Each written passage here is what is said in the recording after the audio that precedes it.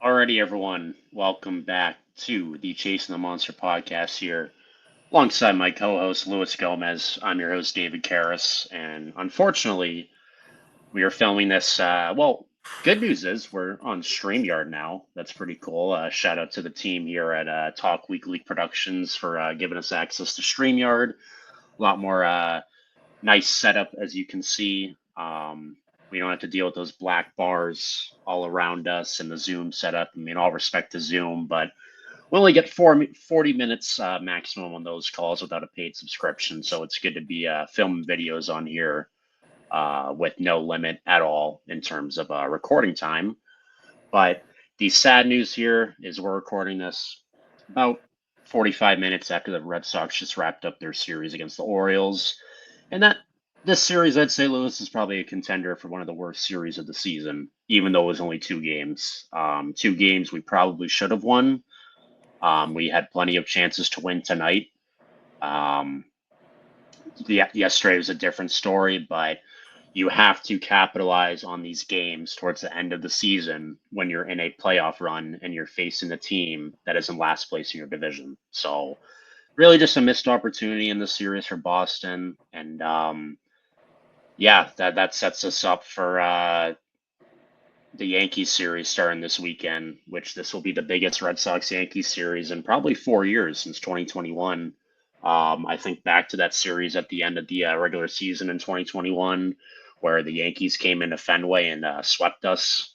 And Giancarlo Stanton, we could not get him out in that series. He had like a crazy grand slam in one of those games, I'm pretty sure, at the end to win the game for the Yankees. But this has that type of feel where these are two teams in the wild card mix in the American League. The Yankees leapfrogged us in the wild card standings, so this is going to be a fun series for ratings. This is truly what Red Sox Yankees is all about. First time in years we've gotten a little bit of a taste of what the rivalry is like again. But we're not going to talk too much about that in this video. But what are your thoughts on the series as a whole, Lewis, other than just obviously it being a missed opportunity? Disappointing, really disappointing. It was a game that the Orioles was literally giving us the chance to take the lead and to crush them, and we didn't take advantage of that. And when we don't take advantage of that, they're gonna they're gonna definitely try to destroy us. Sorry, I'm too upset right now. It's just we've been such a good team recently, and seeing this, it's not like a blowout. It's like a close game. It's a close game, but it was just really disappointing. We left 13 people on base, 8 innings, no outs. We couldn't score not even one RBI, one run. That's disappointing. It's baseball. We understand, it's hard sometimes. It's not gonna be the same always, but we gotta we had three chances with bases loaded and we couldn't come through. And at this point, everything like this weekend starting on Friday, everything looked seems so good. It's Friday and Saturday, but since Sunday, it's been a little bit weird. Feels weird, and I feel like we should definitely try to keep this leave it behind. There's nothing you could do about it now. We already lost, but we got a big series coming up. Absolutely. So, if you're new here, what we do in these recaps is we just recap each game and break it down, not inning by inning, but big moment by big moment. So, what we're going to do here is start with game one of this series, which was yesterday. Pitching matchup was Trevor Rogers on the bump for Baltimore versus Dustin May for Boston. And this game took a little bit to get going in terms of action, but I mean the feeling with Dustin May and the bump, at least for me so far, and we'll talk about him a little bit later. But he's done well these last couple of starts, but it's like you're walking a tightrope with him every time he's on the mound, where he's getting out of these innings unscathed mostly, but he's getting allowing a lot of people on base. I was thinking about a comparison for him earlier, and I don't want Red Sox fans to come for me if they're watching this because I know they're going to roast my comparison here. But Dustin May, for me, is like the starting pitcher version of Craig Kimbrell in terms of like my fan viewing experience, in terms of my heart rate increasing when Dustin May is on the mound, but somehow finding a way to get out of the mess he created. Um, Anyways, we're going to get into this game here. So, top of the first, there was runners on first and second with two outs, but Dustin May was able to get Kowser on the Orioles to strike out, looking to end the inning. But then in the top of the third, the Orioles would draw first blood. With two outs, Gunnar Henderson would take Dustin May deep on the first pitch of the at bat to center field, making it 1-0 Orioles. And then in the top of the fourth, the Orioles would add to their lead. Samuel Basallo would hit a wall ball double. Then with first and third with no outs, Dylan Beavers would single to center to drive in a run, making it 2-0 Baltimore. Beavers' first RBI in the MLB would come from that at bat. There's actually a lot of firsts in this series for Baltimore, as they have a lot of younger players who are knocking off some milestones against us here in these two games. But that would be the action for a little bit. Dustin May would end up going 6 innings in this game. His stat line would be 6 innings, 8 hits, 2 earned runs, 2 walks, and 5 strikeouts. So, like I alluded to earlier, Lewis, back-to-back good starts from May. This one against Baltimore, then the one last week against Houston when he went 6 innings scoreless. But what scares me is his whip is at 1.47. So he's allowing an average of 1.5 walks or hits per inning. How do you feel about May so far through 3 starts? I mean, it's a small sample size, but I'm optimistic about May at least. I didn't think it was a good trade at the time. I didn't think he'd be this good for us, and I'm not fully sold on him yet, but I like what I've seen through two of the first 3 starts. Oh yeah, I got you. I was on the same boat as you as well. With I wanted someone better for the rotation, but I'm not gonna lie. He's been showing improvements. He's doing better, and I'm not fully convinced yet. But he's gonna have to keep pitching like that for us to be confident, have some confidence on him. You get me? Build some confidence. But he's performing. Let's see how he does this Sunday against the Yankees. He's pitching on Sunday. Pitching on Sunday. I'm going to that game, by the way. So he's also learning. Yesterday he also threw a couple changeups. He normally doesn't throw changeups. The last time he apparently threw changes was around 2021. So that's a good sign. But you could tell also Bailey also is like doing different things on him, trying to work out things that to make him better. But it's working. So I feel like at this point he just gotta keep building, getting more confident, and I feel like the more he goes out, it keeps dominating like this, the better he will do. But like he pitched amazing yesterday. We didn't support him. He pitched 6 innings, 2 runs. We didn't support him with runs. With offense, didn't wasn't there for him. And that's the thing right now is the offense. Sunday, Crochet delivered 7 innings. He delivered. We let him down. Okay, the bullpen blew it, but we should have definitely scored way more runs on that Marlins team. It wasn't like a Sandy Alcantara, but right now it's like the offense. But I like what I see from May.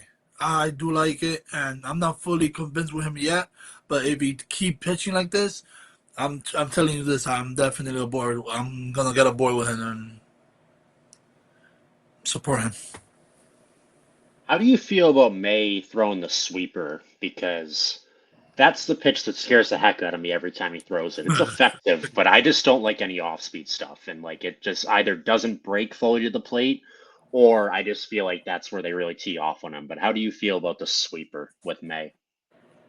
I feel like feel like he throws it. He needs to have like like a third pitch, and it's not his best pitch, but it's something like to remind the hitter that this guy has a curveball as well, but his sweeper. I mean, but I wish he had better control with it. It is nasty pitch, but you don't know where it could land. That's the thing.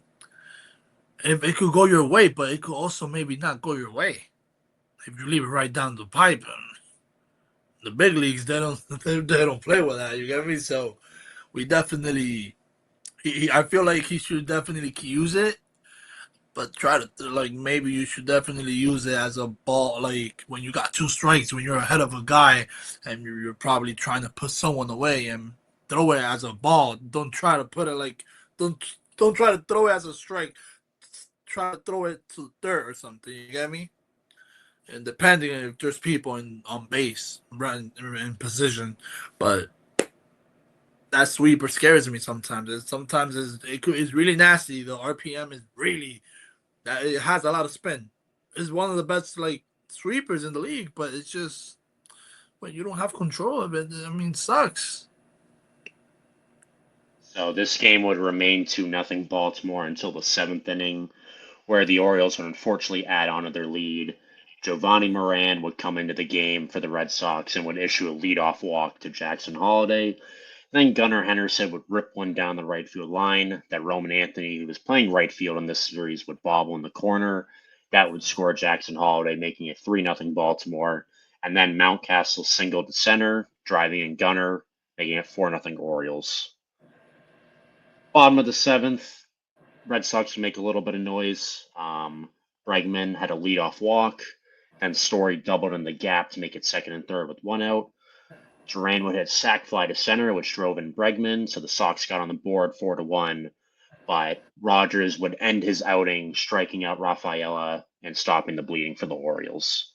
So there's a couple follow-up questions I want to ask you here too, Lewis, about Rogers and Rafaela. First, we're going to start with Rogers. I guess there isn't a question attached with Rogers. My fault with that. But his stat line last night was 7 innings pitched, 4 hits, 1 earned run, 1 walk, and 7 strikeouts.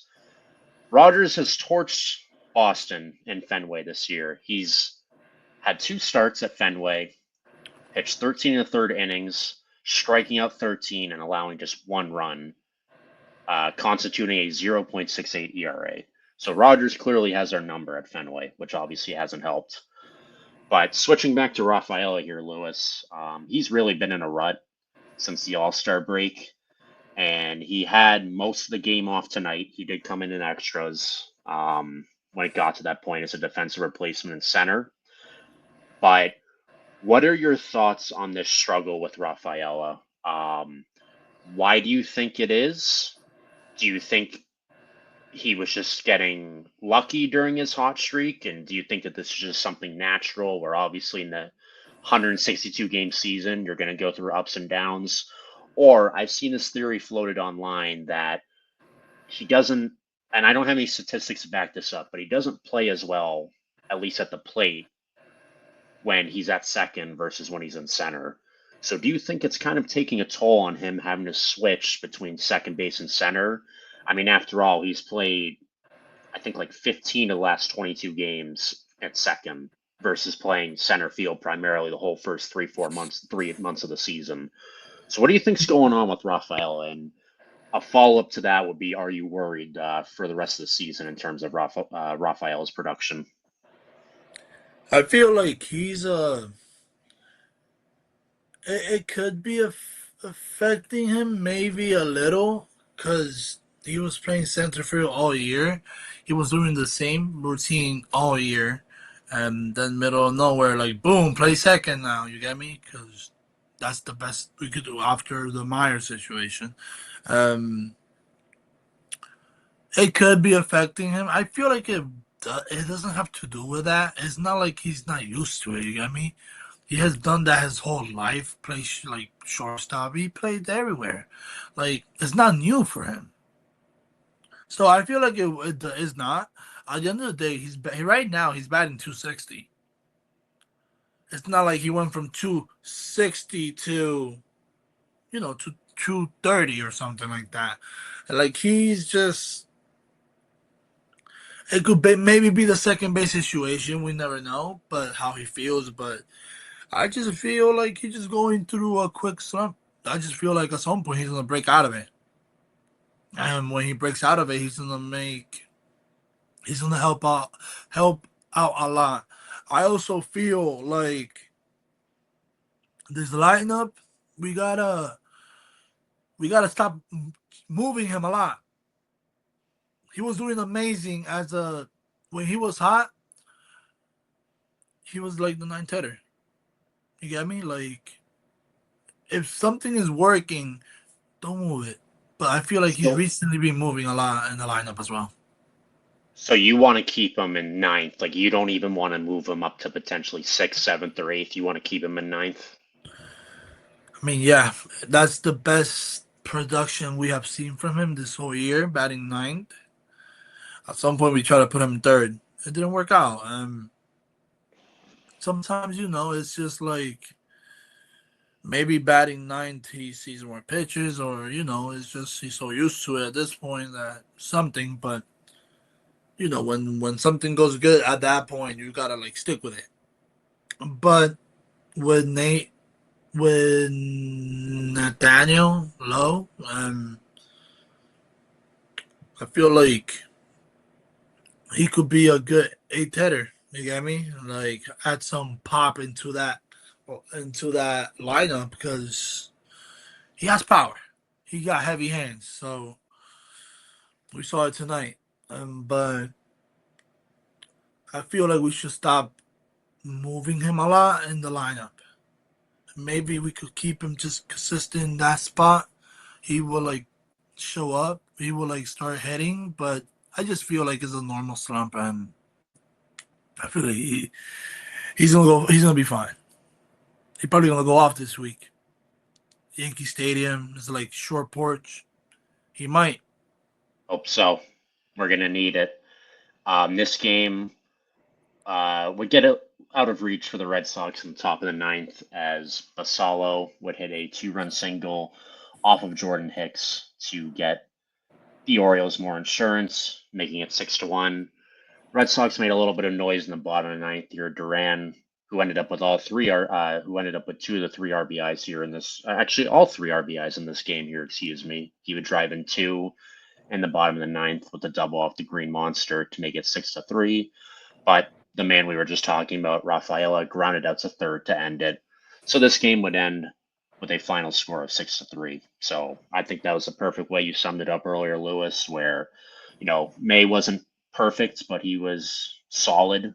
I mean, he ate 6 innings for us, only giving up 2 earned runs. He did get himself into some trouble. I mean, you don't want to see 8 hits and 2 walks, but he only let up 2 runs, giving us a chance to win. We just couldn't get that big hit. So, you Yeah. know, the hope was to be able to shake that off and win tonight, but unfortunately, that was not the case. And we'll start to get into game two here.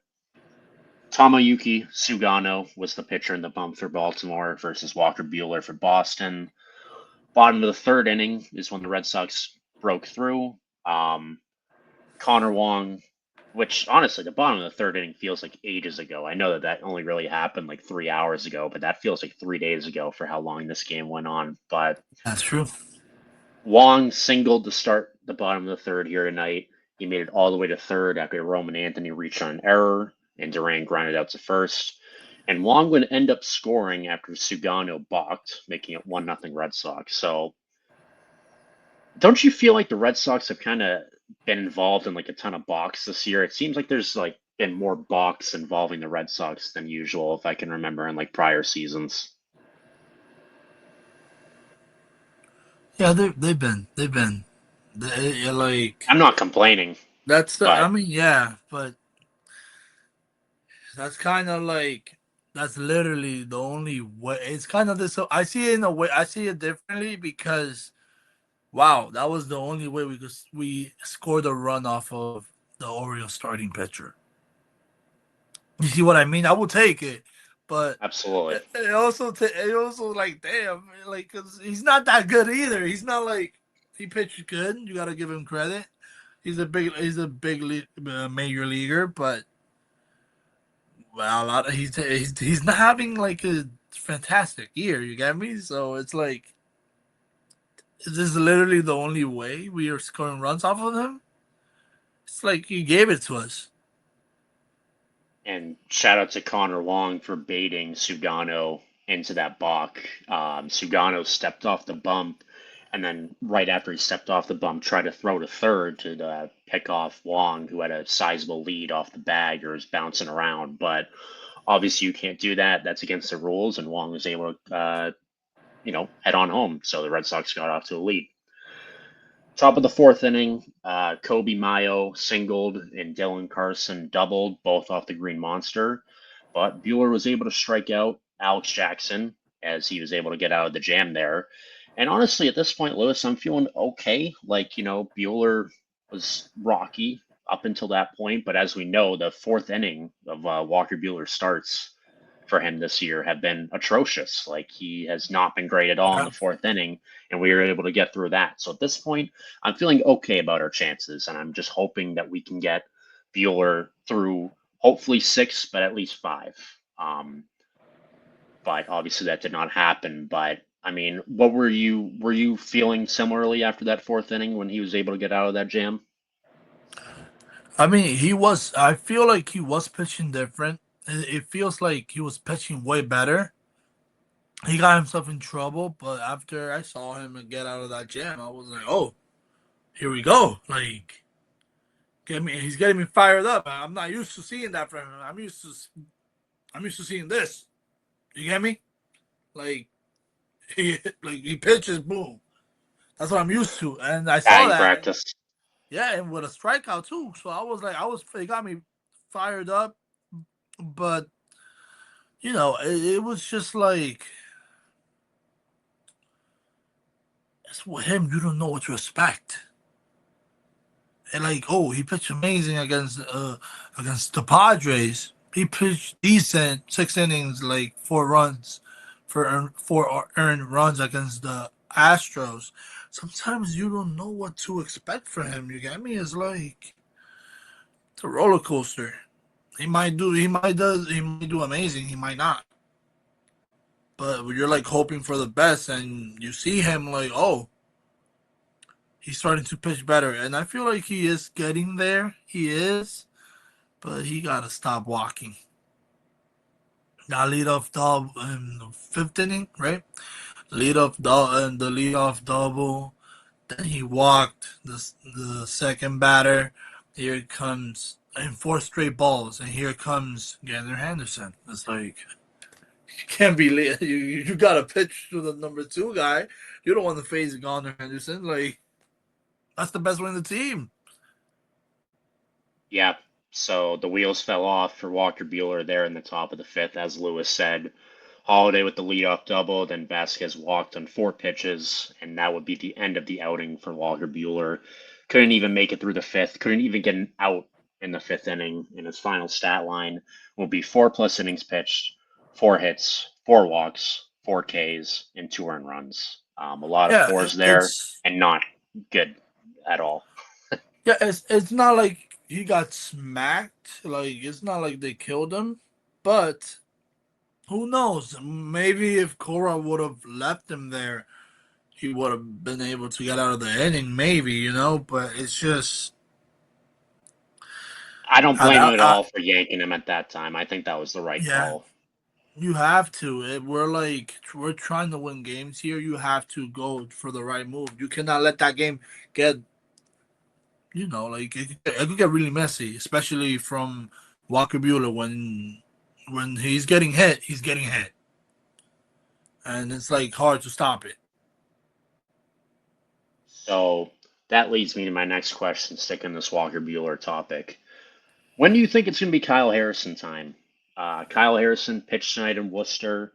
Didn't have the best start, went 5 innings, 7 hits, 3 earned runs, 2 walks, or excuse me, 2 strikeouts, 1 walk, 1 balk. How But many how many innings he pitched? 5 innings, 85 pitches, 57 strikes, according to shout out to Tyler Milken here on Twitter for the information. But The interesting thing is his starts keep getting lined up with Walker Bueller's starts in Boston. So when do you think it's going to be Kyle Harrison time? And do you think there's a chance that we substitute as early as the season Walker Bueller for Kyle Harrison? Because Kyle Harrison is viewed as the prize in this Rafael Devers trade. Um, we traded away James Tibbs for Dustin May a few weeks ago at the deadline. No one knows what to expect from Jose Bayo. I mean, he's still only 2021. I think he's in single or double A. And Yeah. Jordan Hicks obviously has done nothing to really get Red Sox fans excited so far. So everything's kind of riding on Kyle Harrison here. But do you think he's up with the bigs at all this year? Are we calling him up in September? Because, like you just said, Lewis, Bueller's been a tad bit better these last 6 weeks, but he still hasn't fully turned the corner. So Bueller is leaving the door open for Kyle Harrison to come up potentially, in my opinion, or someone else from Worcester, like a To be David honest, yeah. Sandlin, We also have Richard Fitz. Richard Fitz, exactly. And I feel like Richard Fitz right now, he was pretty good with us in the beginning and then he got hurt. But I feel like if he never got hurt, he would have been fine. But he's trying to get better in the minors right now. And we have options. Kyle Harrison right now, if his stuff is nasty, I don't know like that much well about like the RPM and stuff. If he has like really good like pitches like that, you know what? I will call him. And you see Alexander Campbell. Alexander Campbell could go home, and I will put Walker Buehler in the bullpen. I don't And hate that idea at all. yeah, I don't hate that idea at all. Like what we did with Garrett Richards a few years ago, like just turn him into a long reliever. you never know. He might become better. But it's Yeah, 20 millions in the table. Like you don't want to DFA that guy. Like that's the guy you paid 20 million 1 year. That would look bad. I think the biggest thing is just if you're going to substitute Walker Bueller or force him out of the rotation, you got to find a guy that can eat innings in that spot. Because Lewis, completely forgot about Richard Fitz. So if Richard Fitz is watching this, I apologize. I'm sure you'll be back up with the team at some point. But I forgot the about him thing too. I just thought about him. the thing with Fitz is the same thing with Bueller, where it's like he wasn't going more than 4 innings in a start, and it's like we need someone to eat innings in that position. So that's the biggest thing for me, because this bullpen's only going to get thinner and thinner and more worn out as the season goes on. I mean, we Yeah, screwed the pooch with that tonight. We need guys who can eat innings. yeah, we definitely do. We definitely need. Thank God tomorrow's an off day, but I still feel like we need more than just 1 day off. I feel like we need to give um starting for the series against the Yankees. It was going to be Lucas Galito, right? If I'm not mistaken, he got to eat innings. He has to at least give us 7, and maybe the 8th we would give it to Whitlock and ninth Chapman, depending how the game is at that point. But that's the type of thing right now that we're living in with the bullpen, and it's just look. Walker didn't pitch a lot of innings, a lot of he didn't throw. He's normally used to throwing 80 to 90 pitches. He only throws 60s, so he would have been fine to go 6 innings if it's according to the pitch that he counts that he had. But it's just so scary that you have to pull him off in the 5th inning. You get me? Because you know he might fuck up and he's gonna instead of a 3-1 ball game, it's gonna be a 7-1 ball game. And that's literally when we got no chance. Like, look, we came back, but we couldn't come through. So getting back to the game here with Bueller getting yanked by Cora, Justin Wilson would come in and he would allow a soft base hit to left to Mountcastle to drive in Holiday from second to tie it at 1. And then Colton Cowser would double off the Green Monster to give the O's a lead 2-1, with both of those runs getting charged to Walker Bueller. Then Wilson would get the hook after getting just one out, and Greg Weissert is forced to come in. And a wild pitch from Greg Weissert hit off Wong's mask and bounced away, so the runner from third scored, making Yeah, it 3-1 Orioles in the top of the fifth inning. that's Um, another thing right there. I'm sorry for interrupting. no, That's you're good. that walk by Walker Bueller end up scoring. I'd rather have them get that base hit and like earn the freaking run.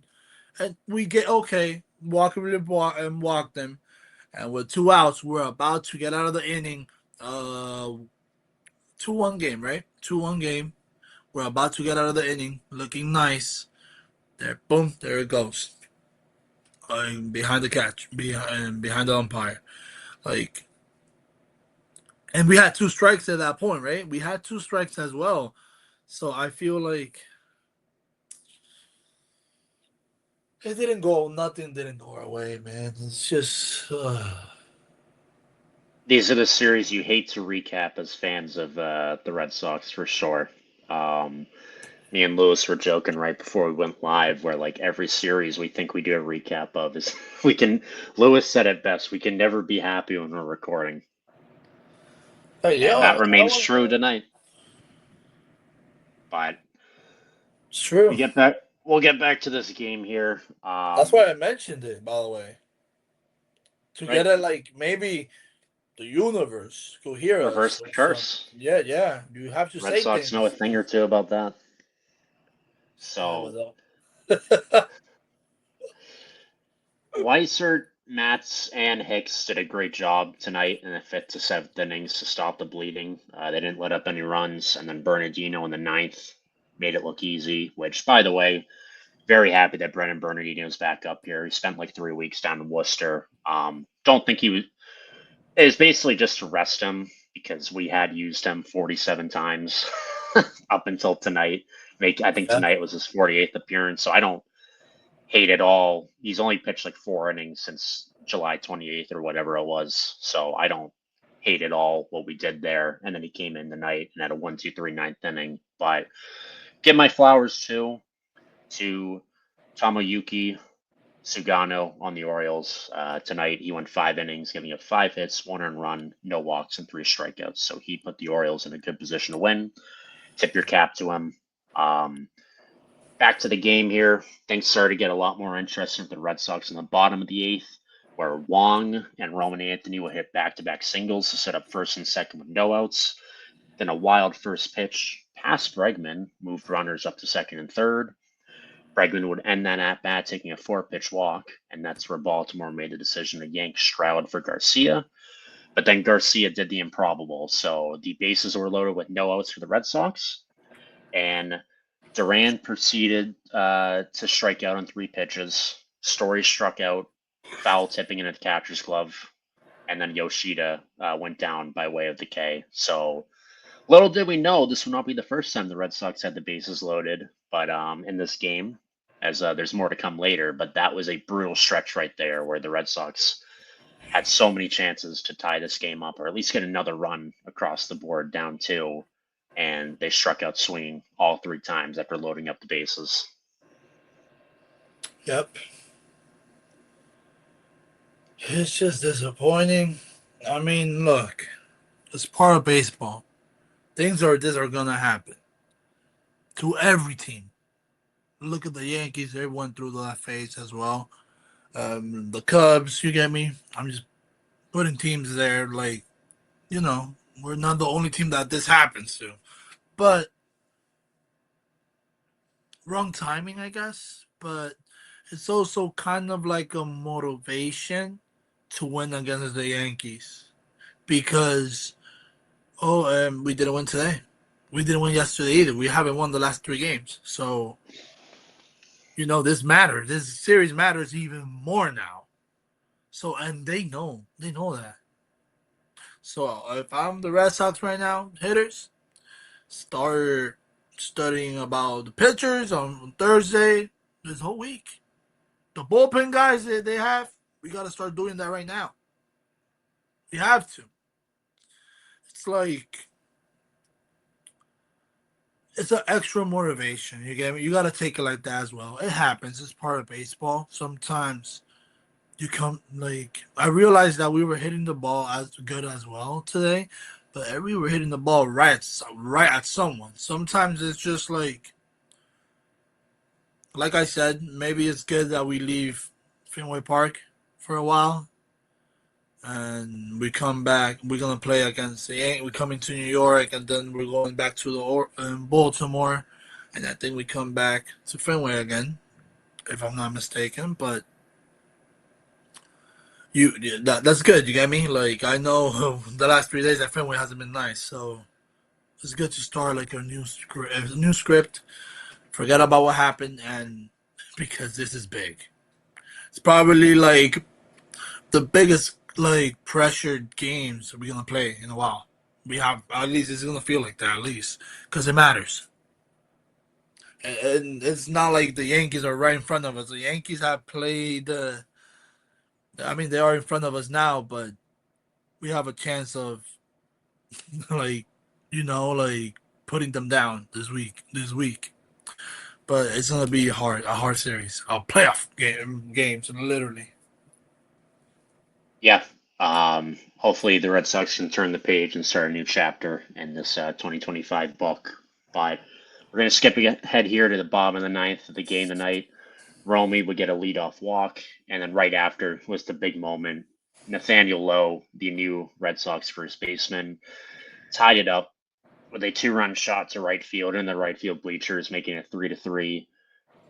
What a moment there. I was typing away some notes for the show tonight, and I hear the crack of the bat, and I look up from my computer screen. My eyes get super wide, and I just see the ball go into right field, and that was just a crazy moment. And I mean, that stuff just doesn't happen too much. I mean, it happens, but like, what a moment for Lowe. Like, we sign him. I think we all knew that signing was going to happen as soon as we heard the Red Sox were linked to him. It only made too much sense. But like, everyone's saying, "Oh, his advanced analytics are bad. His batting average the last few years has been awful." But he drew a walk last night in his first at bat with the team in the ninth inning last night, and then the ninth inning tonight, he takes the pitcher deep. And what a moment that was for him to be welcomed to Boston, welcome to the Fenway crowd. He ran around those bases fast, and then Duran wasted no time putting that Wally helmet on him, and then they were going wild celebrating that dugout. So, Yeah, even the you know, bullpen was good. You saw Chapman over there. Chapman was He fired was up. I mean, this the crowd got into it too. Like, you know, it's good to be able to say, like, even if the team has been in a rut lately, which they have been, at least the fans have been showing up because that's something that hasn't been happening also in like 4 years. So, no, yeah, yeah, and we should definitely. I know it's a rough game to lose, at least the last 3 games, but it's part of baseball. You get me? That happens. It's gonna happen in a long season like this. But you know what? I will tell you this: this team is magical. This team is magical. After I saw that, I realized something about this team. Oh, like the new guy that is having a terrible year this year after going to the Nationals and being released by them.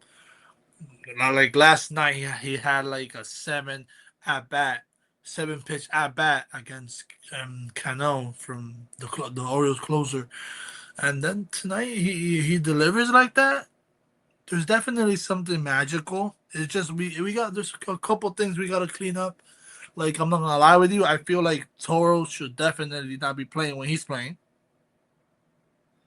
right, that was crazy to have Toro, Romy, and Lowe all in the lineup tonight.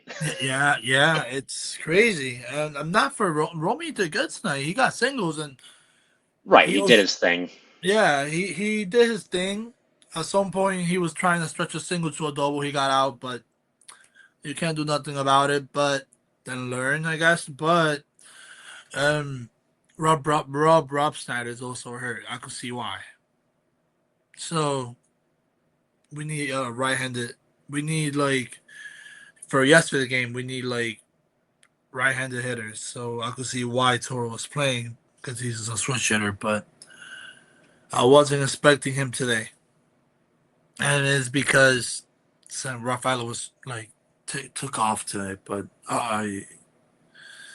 I feel like we have a better lineup when Farfallas is playing second, and Low up first, center field Durant, left field Jaron, right field Abreu. That's a guy that we're missing as well in that lineup. See what I mean? But what a big difference right there. I feel like I heard that he's gonna be good for Thursday, so that's a good sign. Hope But so. yeah, hopefully, yeah. But that's someone that a lot of people forgot about. Abreu, like he didn't play today.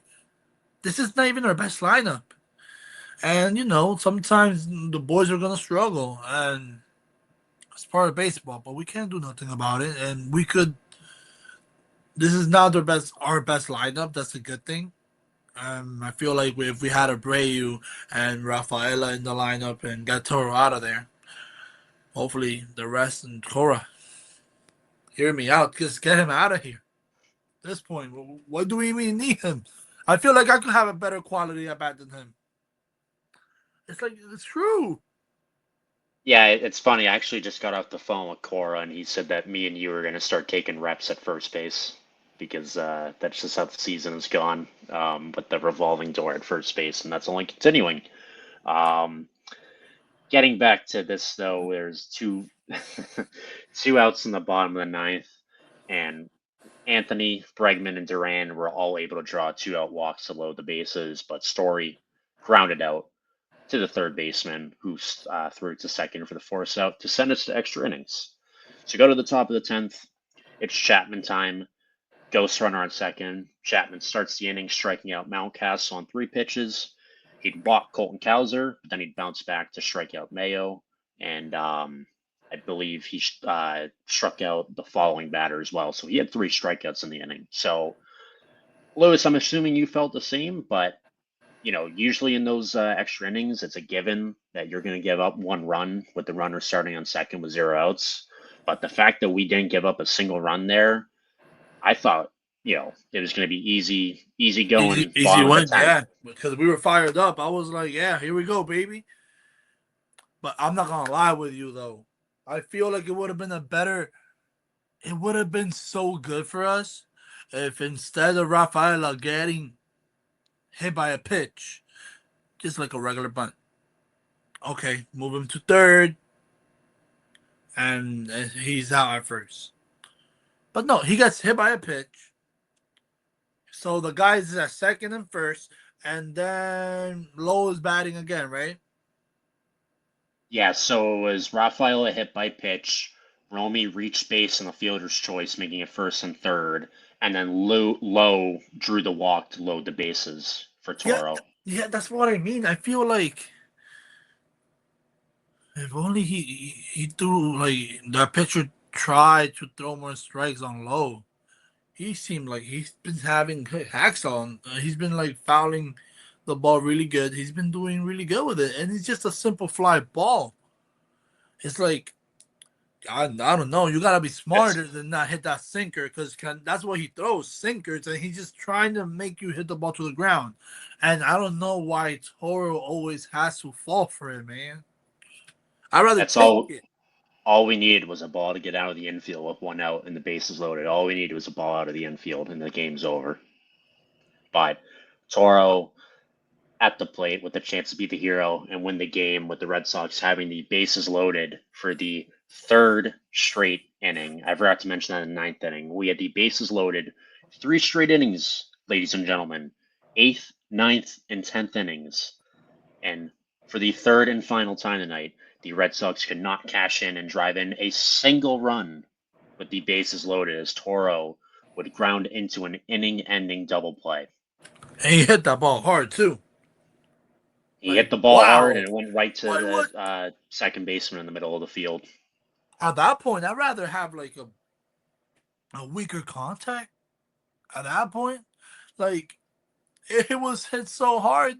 It was like everything went so fast. It was like right away of so hard he hit it. If it's a weaker contact, maybe he could beat it out at first, maybe. But no, it was a freaking rocket. So Like you this gotta was a be terrible. kidding me, man. This was a terrible night, not only for the Red Sox, but for Toro specifically. He did not have a great night. And the guy that is presumably taking his spot on the roster, Nathaniel Lowe, homered to tie the game in his first full game with the team. So, Lewis, is this Toro's, or was that Toro's last at bat in Boston? It Like, are should we be. going to get the notification that he's being DFA'd?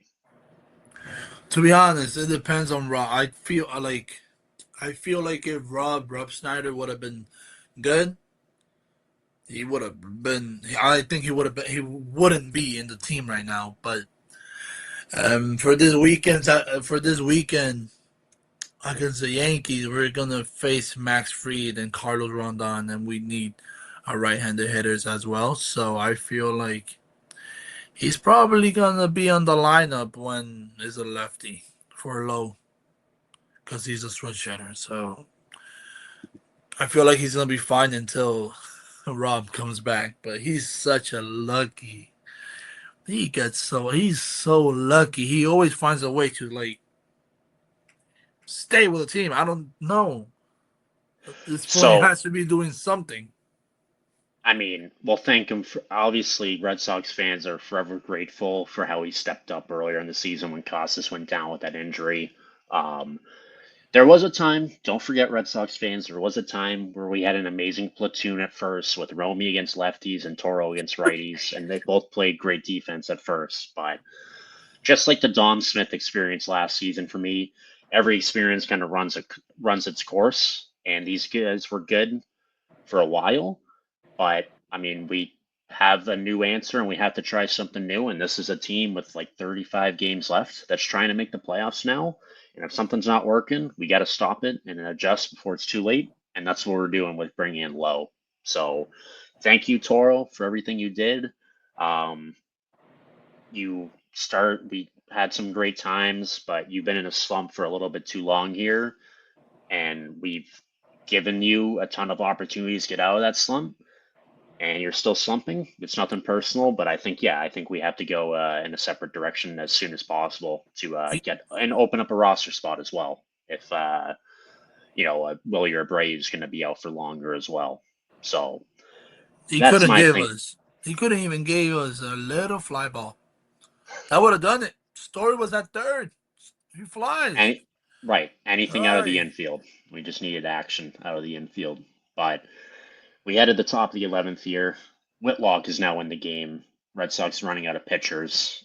Shout out, I don't remember who said this in the group chat we have for Sox Talk Weekly, but the only other pitcher available tonight after Whitlock was Isaiah Campbell. So if we had gone any further in this game, this would have gotten really ugly or really interesting. Who knows? But Who knows? You imagine he strikes out. He strikes out the side. Oh my god. that would have had me jumping up and down. Um, Top of the 11th, though, Whitlock in the game. He gets Carlson to ground out to first, but the runner moves up to third.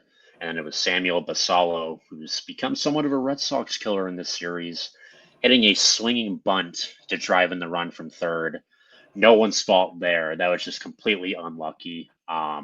Wong, it was hit down the first base line. Wong had to come over and field it. Whitlock didn't have enough time to come to home plate and cover home plate, just awful area for the ball to get hit to. And the runner at third was running on contact the whole way, so nothing could come of that. Unfortunately for the Red Sox, and unfortunately even more for the Red Sox, is that this would be the run that would win the Orioles a game, as they would take the lead 4-3 here. Um, we head to the bottom of the 11th. Eaton was brought into the game as the ghost runner for Toro, taking Toro's place, excuse me. Wong led off the inning with a sacrifice bunt, moving to speed Nate Eaton the third. And then this was potentially the missed opportunity of the game, maybe even more of a missed opportunity than those three opportunities in the eighth, ninth, and 10th with the bases loaded, as Roman Anthony hit a shallow fly ball to left center, and Eaton faked tagging up from third, but decided not to. And that proved to be a really bad decision. I mean, obviously hindsight is 2020, but the throw from the Orioles center fielder was high and offline. So if Nate Eaton had committed to tagging up the whole way, he would have easily scored on that fly ball. And this really came back to haunt us, as with two outs, Bregman would be the last batter of this game, popping out to Henderson at short. The game would be over, and the O's would pull off the upset and sweep this two-game mini series over the Red Sox at Fenway. But let's rewind here for a second, Lewis. What do you have sent Nate Eaton there? I mean, obviously he should have went, but if you're in the third base coach's position, are you sending him? I thought Or about it at or that if you're moment. Nate Eaton, do you go the whole way there? What's your perspective? I thought about it at that moment, and I'm not gonna lie with you. I actually know like the guy's arm. I know if he's a good has a good arm or not. I was like, Nate Ethan is pretty fast. I would have tried. I would have tested it. I would have, even if it cost the game. Because look, at the end of the day, even if he was gonna be the second out either way. It was gonna be the you Well, know that would it, have ended the game. that would have ended the game. Yeah. So I So feel you're like going all or nothing. yeah, and I would have been. I actually like posed right there, like on TV. I'm like, okay, and I'm like, go, and he starts running, and then he stops, and that's when I had like a panic attack. And then I see the pitches all the way, the catches all the way over there, and I'm like, no way. But yeah, I would have sent him. I was ready for it. I was gonna run with him. I actually posed myself like to run with him as well. I was like I would ready to celebrate the walk off, and they left me hanging. I would have sent him too. But yes, the Red Sox fall in this game 4-3 in 11 innings. Boston strands 13 people on base and goes 0 for 13 at the plate with runners in scoring position. And you know, as we talked about, Lewis, these are the games that really sting because obviously, in a 162 game season, you're going to lose baseball games. That's baseball. The best teams usually lose about 70 games, which is about 2.5 months of your baseball season is going to be losses. But Yeah, these losses really sting, and these are the losses that I compare to other sports where you don't play as often, where if you lose in overtime, in a football game, that sucks because you have the whole week to think about how you lost that game and you only play 17 games in the regular season, and that can really weigh on you. These are the losses that compare to that. Even though you play 162 times, this is a game you have to win if you're the Red Sox, and that's where it really stings a lot. And that's where, in a way, it's good for the team to have an off day because we just, went kicked the crap out of everyone in terms of using everyone available, and everyone's got to be gassed heading onto the team plane tonight.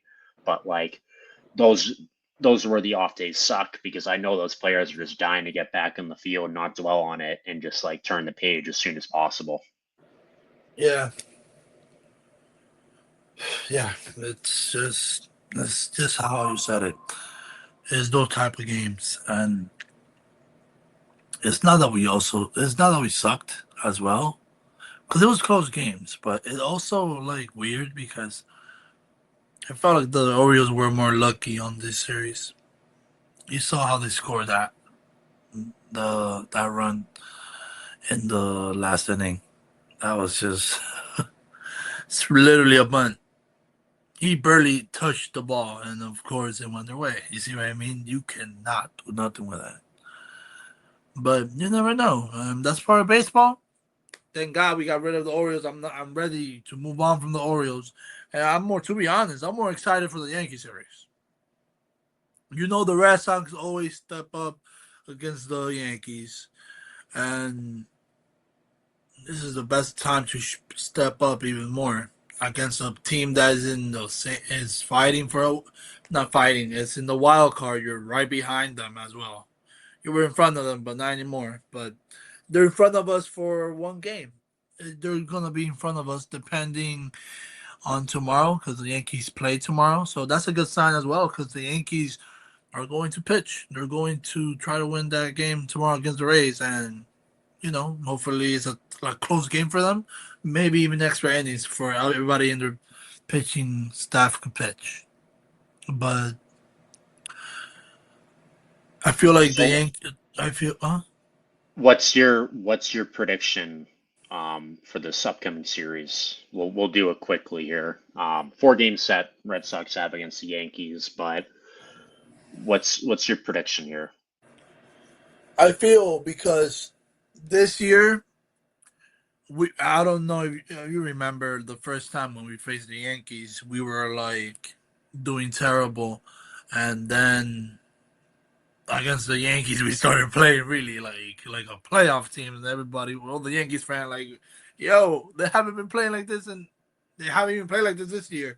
So I feel that might happen this week. Like even though we've been playing consistently really good, but it's a difference. The Yankees are gonna face a different team from what they faced last year. Last time we met with them is like, remember the last time we met with them, we had Devers in our team. They didn't see no Breckman, no Roman Anthony. Now we have Nathaniel Lowe, and it's gonna be an interesting series. We got we got like our bullpen as well. Um, Connor Wong is heating up. I don't know if people has realized that, but maybe we could get off his nuts. You know what I mean? Like let him be. Like, 'cause I always believed in him. I just knew for him it was gonna be time, and I Did love that you did he's you always believe crisp. in him? Yeah, yeah, I did. He hit 280 last year with 15 home runs. Like that talent cannot just disappear in the middle of nowhere. You get me? At some point, he has to like that has to come in at some point because that's how baseball works. But right now, he's been doing a better job than Navarez at hitting at the offense. But that's just for now. That's not even for the last 2 weeks. It's just for this week because he got a couple singles today. But he's looking better. You saw him in the eighth inning starting a rally right away. Like he was the one who started the rally in the eighth inning. Like then Roman got another base hit. Bregman got walked, bases loaded. You see what I mean? He started the rally, and you saw that bunt by him. That was a nice bunt. He literally like he didn't try, but I feel like he's heating up. And baseball feels like Yankee stadiums are really good for him. Short porch, line drives. Any type of line drive could leave that stadium. But also for Roman, hopefully he doesn't get pull happy. Same mentality hitting, but I feel like he's gonna be fine because he's a smart hitter. He's just smart. He knows how to go. If you're pitching outside, he knows how to go outside with it. If you're pitching inside, he knows how to pull it as well. He's a really smart hitter, and I feel like he's gonna be. I feel like he's gonna do really good at Yankee Stadium. But yeah, these are the type of games that you probably like. Just a reminder: the Mariners lost today. We have the same type. We have the same record as the Mariners. They because of our loss today, the Yankees are ahead now. So these are the type of games that at least here, the Guardians are behind the Mariners, and we're like the Mariners right. The Guardians right now, they're trying to get in the playoffs as well.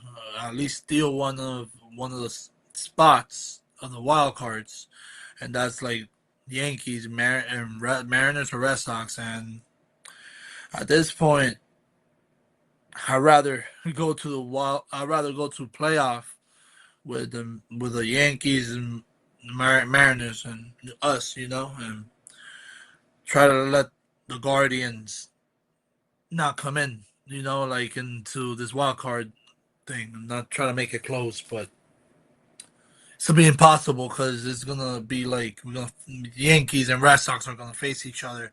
So one of the teams or one of us is gonna be losing. It's gonna be them or us. So no, I'm not. How do you feel about Yankee series, by the way, though? Be honest. From your heart, what is your heart telling you? How do you think we're gonna go? How do you think things are gonna be like? You think we're getting smacked? You think we're winning the series? You think we're gonna be even 2-2 or what?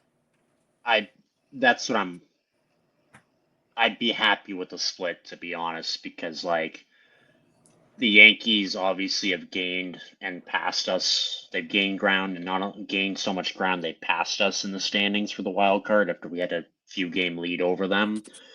So they're Yeah, coming in hotter than us. We're coming in slumping. Red Sox are 4-8 in their last 12 games, by the way. So I'm just hoping for a split, and it's not going to be easy going into Yankee Stadium 100% to face them. September right around the corner. Teams are starting to think a lot more about playoffs at this time of the year. I'm just hoping we get out there with a split, and a split to me is the perfect case scenario or best case scenario because you don't gain any ground, but you don't lose any ground, and we have quite an easy schedule the rest of the way that you were talking mm, about earlier, Lewis, where like if we don't lose or gain any ground, it's not the end of the world because then we can just leverage how easy our schedule is the rest of the way and just beat up on these bad teams. yeah. Hopefully, fingers crossed, and then that's how we gain ground on the Yankees or try and pass them again. So I'm just hoping for a split, honestly. Reset things, just split, get back on track a little bit, if we win 3 or 4, incredible. I'd love to do that. If we sweep, amazing. Like, if we somehow find a way to sweep the Yankees and only lose them once so far this season, that'd be incredible. But for me, the fan of me is excited for this series, but the Red Sox, I guess, content creator is just nervous because we don't have any momentum coming into this series. Yeah, We blew some games we could have won, and this is the most important series the Red Sox have had in quite a while, yeah. few years. Like last So, year, stepping into this series, we were like, "Oh, hopefully we win," but we weren't even close. The right, Yankees definitely were like, "We're going to the playoffs." How Juan Soto, they were. It's a different point of view. We're literally right there with them. But like you said, it sucks that we don't have like momentum coming into this. But I feel like coming into important series like this, losing two, the Red Sox should know that we cannot afford to lose more. yeah, We gotta try to stop them as much as we can. We gotta put everything on the line right here, and they should know it. And I feel like it's a pretty good pressure for them to learn. I mean, because this is a different type of pressure for the team right now. This is a pressure that it feels like if you do or die.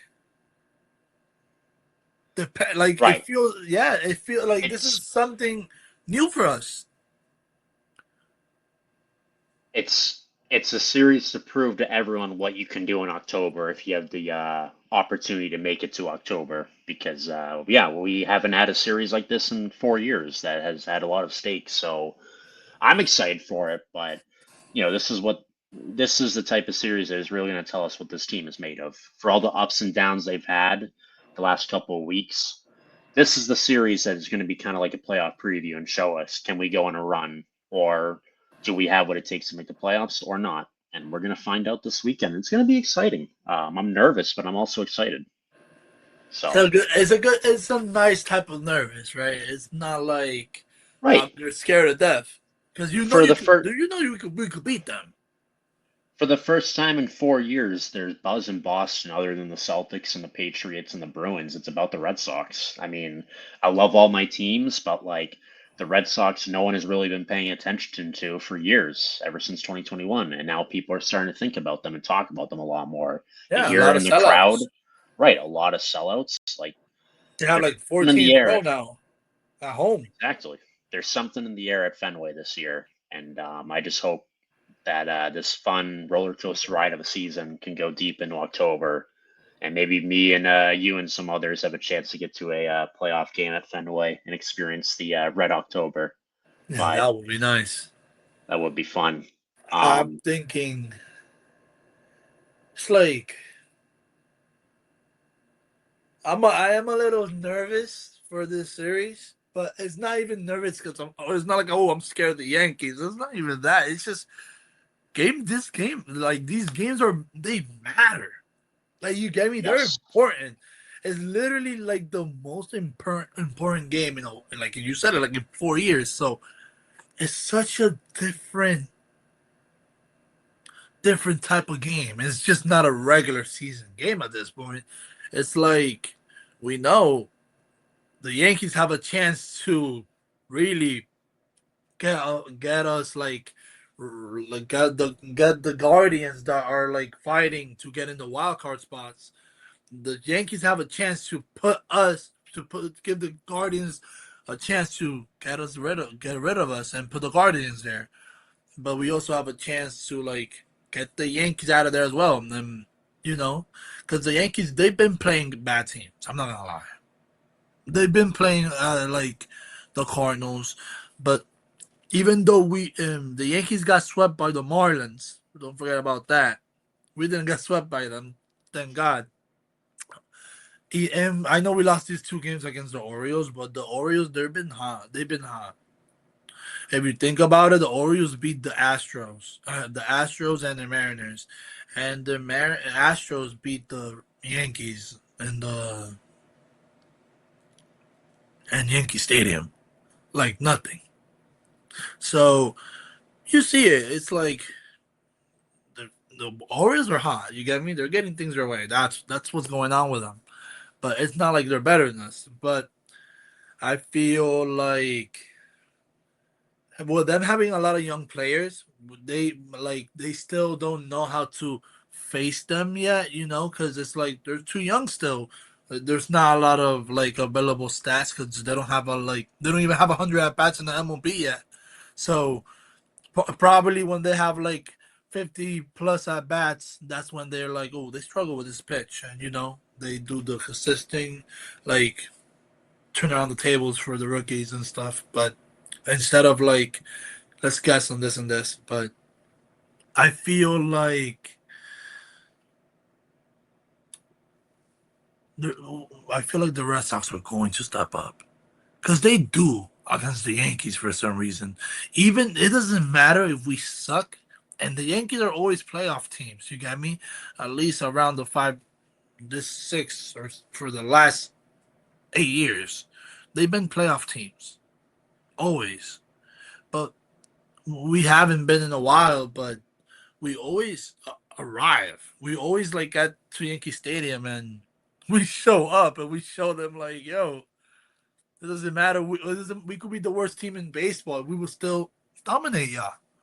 And I like that because look, now we have a pretty good team, and this year we have dominated them, and I also like that as well because it shows that we know how to pitch against them, and we're not. But this series, they're not gonna get Walker Bueller this time. Thank God. They're not getting Walker Bueller. They're gonna get the best pitching from us. They're gonna get Lucas. They're gonna get us Bayo on Friday, Saturday Crochet, and Sunday May. So May is the worst pitcher in this last and out of all of them. And he's been pitching consistently really good. And it's not just against bad teams. He pitched amazing against the Astros. He pitched really good against the Orioles team that's really hot right now. But I like our chances here. It's just like I wish we could have gone with more momentum to like we would have won tonight and we would have been a happy flight to New York and we would have been happy and stuff like that. But because tomorrow's a day off, so we're definitely gonna be thinking about tonight. But then on Thursday we're gonna be loud and roaring. You already know. So, one last thing before we sign off here. I did just want to take some time to recognize the Jimmy Fund here in Boston. The Jimmy Fund raises money to help advance cancer research, treatment, and patient care. And the Jimmy Fund set a new record tonight here in Boston. 5.3 million dollars raised in donations to help this cause through the Jimmy Fund. More than 9,000 donations total. So just really awesome stuff there. Love to see that record happen, and just shout out to anyone who donated towards this cause and working towards something that we're all so close to. I'm sure we all know someone who either has cancer, who's dealing with cancer, and just love to see so many people stepping up to the plate and putting some money towards a cause like this and trying to figure out how the heck do we tackle cancer. So really love to see that, and you know Yeah, it's really baseball yeah, is baseball is a game, but it's not all of our lives, and it's just great to see the two things that I know you and me love, Lewis, being combined for a good cause: the great humanity in people, and baseball taking this on. So yeah, just really great to see that be announced tonight, and just yeah. It was really love nice. to hear about that. I also love that every inning, like not every inning, but at some point yesterday in today's game, they had people coming in the booth and talking about their life experience. That was really nice. Because Definitely. it's true. At the end of the day, there's people. At the end of the day, it's just a game, and there's people going through worst like those type of things in life, and that's what matters the most. And it's such a like a it feels nice seeing that it's a lot of support in Boston. You get me? Like they really support each other. That's really nice because at the end of the day, we're all humans, and it's nice to support each other like that. That's really sweet. Absolutely. So that is going to do it for us tonight, doing this recap here on Chasing the Monster. Tough couple games against the Orioles, but we got a big, did I say big series against the New York Yankees coming up this weekend in Yankee Yeah, we Stadium. do. We will have you covered for that. If you like this content, make sure to hit that like button, hit that subscribe button. We're pumping up this Sox Talk Weekly content here on Chasing the Monster. We got plenty of more Talk Weekly content coming for you with Celtics Talk Weekly and Patriots Talk Weekly. Who knows? Maybe we'll come out with a Bruins Talk Weekly and we'll just get all four of the sports going. But for now, me and Lewis are holding down the fort, and some others here on Sox Talk Weekly. And yeah, we're having fun with it, and we're going to keep doing it throughout the rest of this season and into next season. But that's going to do it for us tonight. Lewis, thanks for joining me as always, and we will talk to you guys next time. Have a great night and take care.